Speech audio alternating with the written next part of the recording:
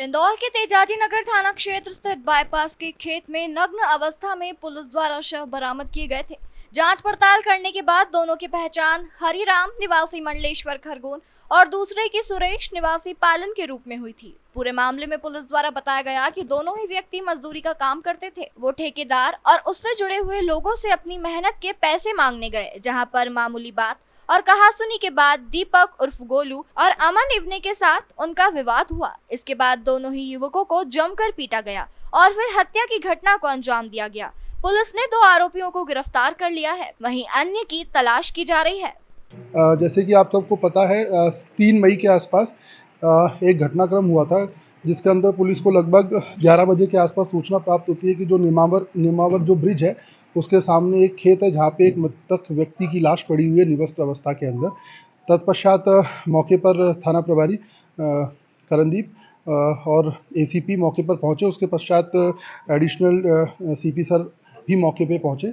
उसके पश्चात जब पुलिस ने छानबीन स्टार्ट करी एरिया की, तो वहाँ पे उस मृतक बॉडी से 100 मीटर की दूरी पर एक और मृतक बॉडी मिली, उसी कंडीशन के अंदर निवस्त्र अवस्था के अंदर।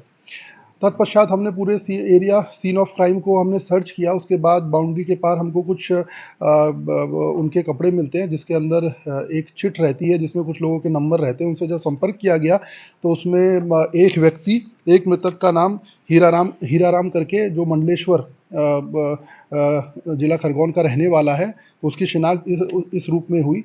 तत्पश्चात हमने जो भी आसपास से सीसीटीवी फुटेज थे, सीसीटीवी फुटेज खंगाले इस विषय के अंदर। तब हमें चूँकि एक मृतक की पहचान हुई थी तो हमें पता चला कि ये मिस्त्री का काम करते थे और उसके साथ जो दूसरा मृतक है जिसकी पहचान सुरेश के रूप में हुई, ये दोनों मिस्त्री का काम करते थे। इनको जो भी मजदूरी मिल जाती थी तो मजदूरी किया करते थे।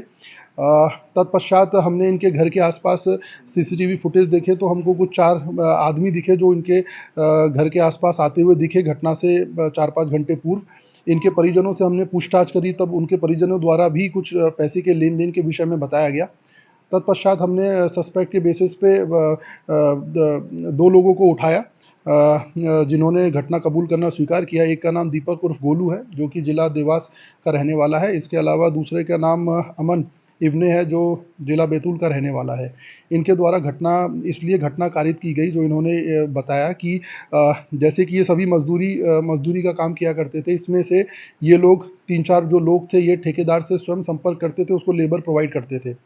ठेकेदार द्वारा सभी को पैसा ना देके कुछ 3-4 लोगों को पैसा दे दिया जाता था कि आपकी मजदूरी का पैसा आप आपस में इस प्रकार से वितरण कर लीजिए।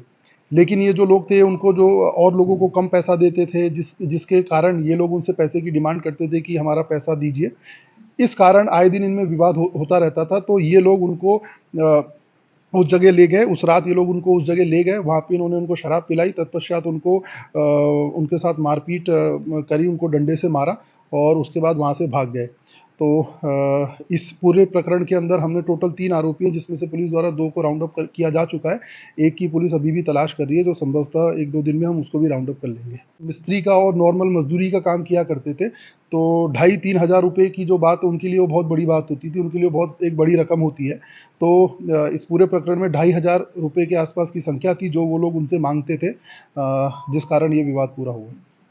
किस प्रकार मांगते सर? अवैध वसूली थी या खरी करेगों को लेकर पैसा था, क्या था? देखिए, अवैध वसूली तो नहीं कहेंगे हम इसको। ये ऐसा प्रकरण था कि ये 10 लोग थे, मानो 10-15 लोग थे आपस में।